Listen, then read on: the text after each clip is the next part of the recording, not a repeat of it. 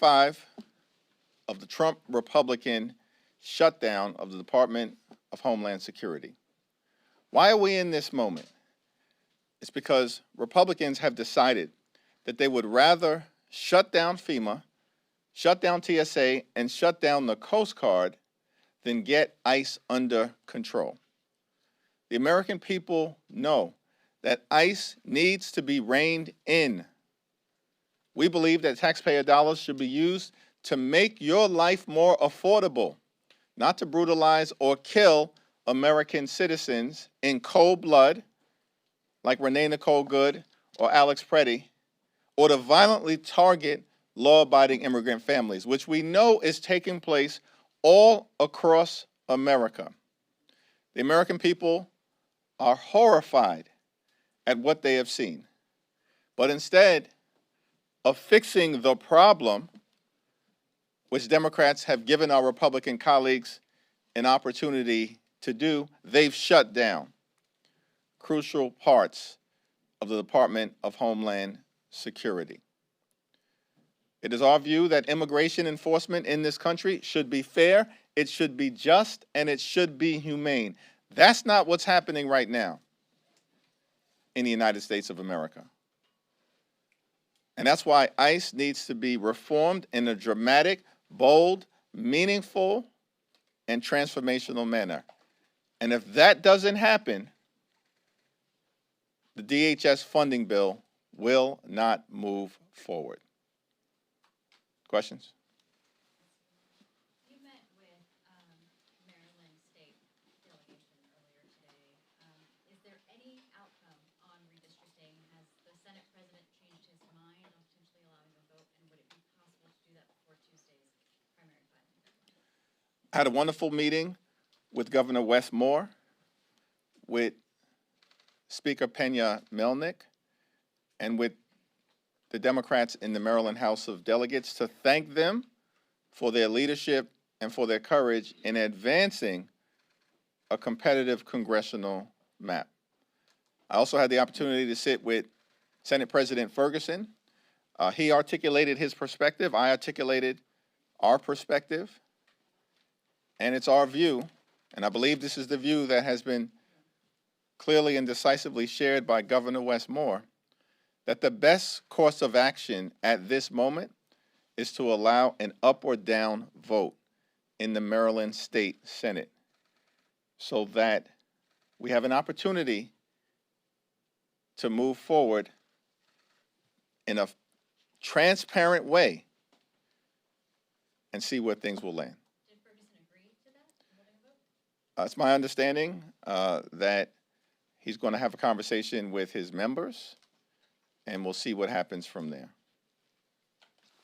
Thank you, Mr. Leader. Can you just kind of level set on where negotiations stand between Democrats and the White House? I know they said both parties are still far apart. You all have said Republicans are largely ignoring some of the guardrails that you proposed. I mean, at this point, are the lines of communication still open? Are you expecting them to put up another offer? Are Democrats going to? This is day 5 of the Trump Republican shutdown of the Department of Homeland Security, meaning they've chosen to shut down the Coast Guard, shut down FEMA, and shut down TSA rather than dramatically reform ICE. Donald Trump spent the weekend on the golf course with Ron DeSantis. And so we've not seen any high-level effort coming from the president or from the House or Senate Republican leaders. We have no idea where they're at in the midst of a crisis of their own making. The Republicans are the ones who decided to pass this one big ugly bill, rip health care away from millions of Americans, enact the largest cut to Medicaid in American history, at the same time steal food from the mouths of hungry children, seniors, and veterans by passing a $186 billion cut to SNAP, which also happens to be the largest cut in American history, and then turned around in that same bill and gave ICE a $75 billion slush fund. So mass and untrained agents could be violently unleashed in American communities throughout the country. That's a big problem. that we're confronting on behalf of the American people. And Republicans are going to need to own up to the chaos that they've created, particularly as we approach the State of the Union, which is in tatters right now. It's a disaster, and the American people know it. Now, I'm here at the Capitol, ready, willing, and able to sit down with any of my Republican colleagues, anytime or any place, in order to bring about a resolution. But House and Senate Democrats remain steadfast in our views as to the type of things that have to happen in order for ICE to be dramatically reformed, which include mandating judicial warrants before ICE agents can storm private property or rip everyday Americans or law-abiding immigrant families from their homes. We believe that there should be a restoration of the prohibition against the excessive use of force. We believe there should be independent investigations so that when ICE or CBP agents violently break the law, state and local authorities have the ability to criminally investigate them or prosecute them. We also believe that sensitive locations should be off limits. That includes, but is not limited to, schools, hospitals, houses of worship, and polling sites. Completely and totally off limits. We believe that ICE agents should identify themselves, that body cameras need to go on and masks need to come off, so that ICE agents are actually compelled to conduct themselves like every other law enforcement agency in the country. These are all demands that have strong support with the American people. And they remain lines in the sand for us because we're standing up for everyday Americans, for American citizens, and for law-abiding immigrant families who are being violently targeted by an ICE agency that is completely and totally out of control. Got you. Thank you, Mr. Leader. Can you just tell us the latest state of play on the proposal that Democrats sent over? Have you heard back from the White House? And also, you did mention the State of the Union. Can you just let us know? We've heard there's a lot of calls for Democrats to boycott the annual speech. What again is your advice to the House Democratic Caucus on the approach for Tuesday? Well, as we approach the State of the Union address, my view remains the same, which is that the two options that are in front of us in our House is to either attend with silent defiance or to not attend and send a message to Donald Trump in that fashion, which will include participation in a variety of different alternate programming that is going to take place in and around the Capitol complex. And then the state of play on the proposal Well, in terms of the state of play on the current proposal, we've responded. We've reiterated our perspective on the types of things that are absolutely necessary in order for a DHS funding bill to move forward, all anchored in this principle that ICE needs to conduct itself like every other law enforcement agency in the country and stop using taxpayer dollars to brutalize the American people. And the ball is back in the court of the White House because they have our most recent response, and we await reaction from them. You outlined two different possibilities for Democratic members for the State of the Union. Do you plan to attend, and which of those options will you take? My current plan is to attend. We're not going to Donald Trump's house. He's coming to our house. It's my view that you don't let anyone ever run you off of your block. Can you share why Democrats haven't given us any details with your counterproposal and why negotiations have been a bit under wraps the last week or so? Well, listen, I think that I just articulated 5, 6, or 7 items that are part of what Democrats believe are necessary in order to dramatically reform ICE and get this rogue agency under control. There are other items that I can talk about. Certainly, we need a dramatic change in policy. We also need a change in personnel. Kristi Noem's got to go. Why she's still around when Alex Preddy was killed in cold blood on January 24th is beyond me. It sends a message that these Republicans are not serious about doing the types of things necessary to rein ICE in.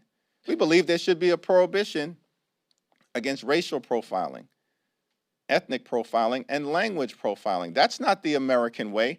That's the Trump way.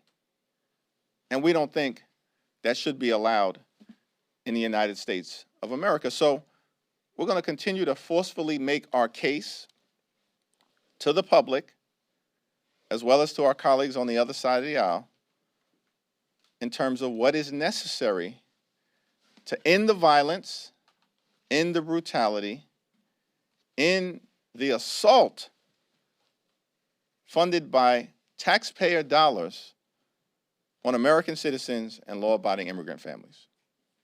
Thanks. Second row. Mr. Jeffries, do you have any thoughts on Congressman Tony Gonzalez, who reportedly had an affair with an aide who died by suicide last year?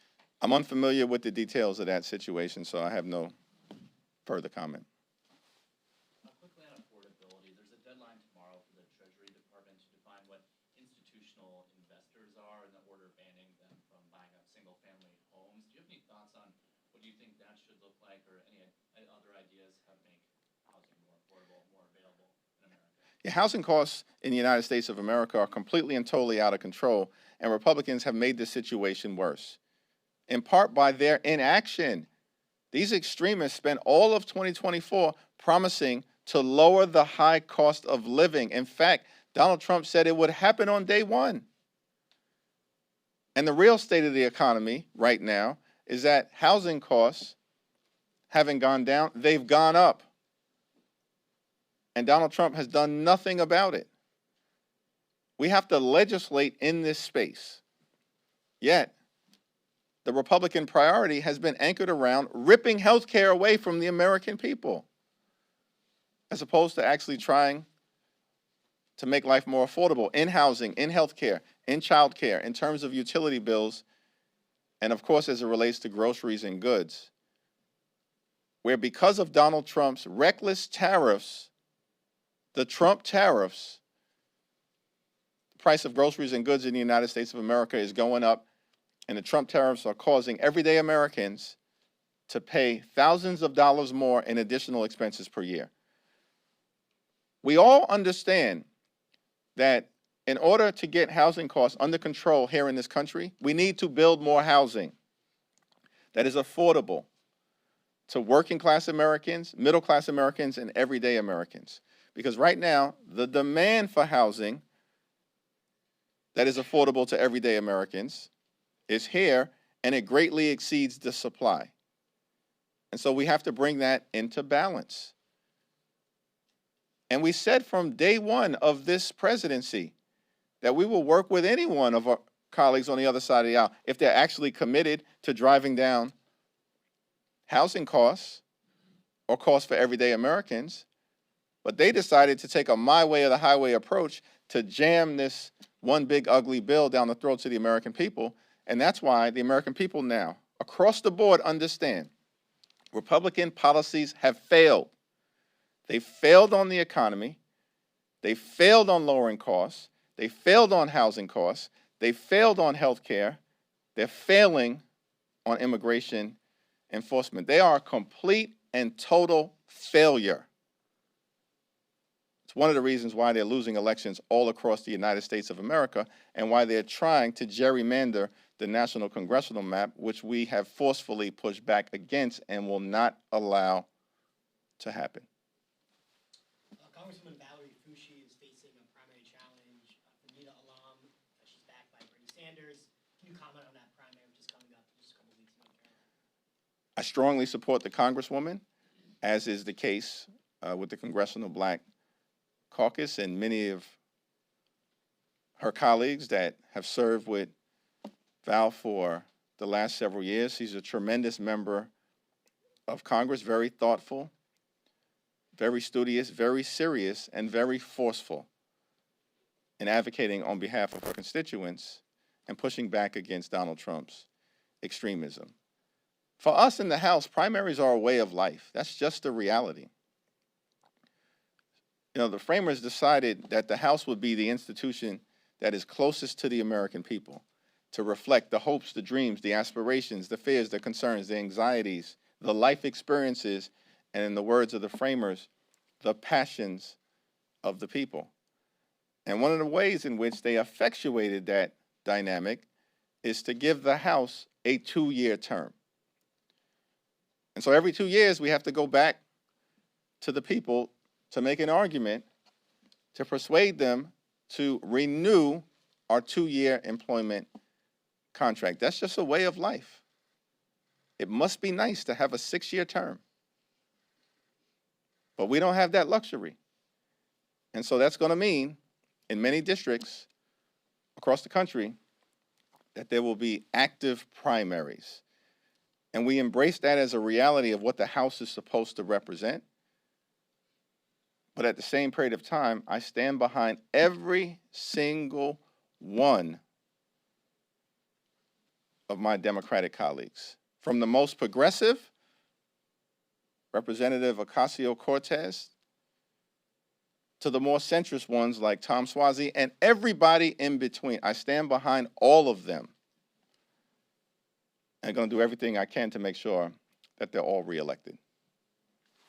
In regards to the State of the Union, do you have any concerns about having such a high-profile major security event that has a lot of Secret Service responsibilities during a DHS shutdown? You know, the administration is ultimately going to have to make the decision as to whether it's appropriate optically to come up to Capitol Hill in the middle of Republicans deciding to shut down the Department of Homeland Security. At this particular point in time, with House Republicans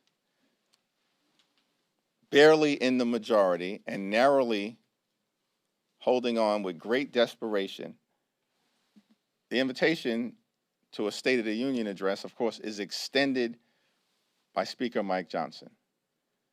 And so we'll see what happens over the next couple of days. But it is somewhat challenging beyond the security situation that Donald Trump is going to come up to Capitol Hill when we know the real state of the economy is failing, the real state of healthcare failing, the real state of immigration enforcement failing. The State of the Union is falling apart, and the American people know it. That, to me, is the significant challenge that Donald Trump will confront in coming up to Capitol Hill to try to lie, spin, and misdirect the American people, and it's not going to work. Have you spoken to Speaker Johnson about Randy Fine's comments that you posted about on X? I have not had a conversation with Speaker Johnson yet about the so-called congressman's comments that were disgusting, and part of a long track record of disgusting comments, Islamophobic comments, and xenophobic comments that he's made. Now, Mike Johnson has spent a lot of time talking about decorum. Get your members under control, because if you don't, we will. Thank you, everyone.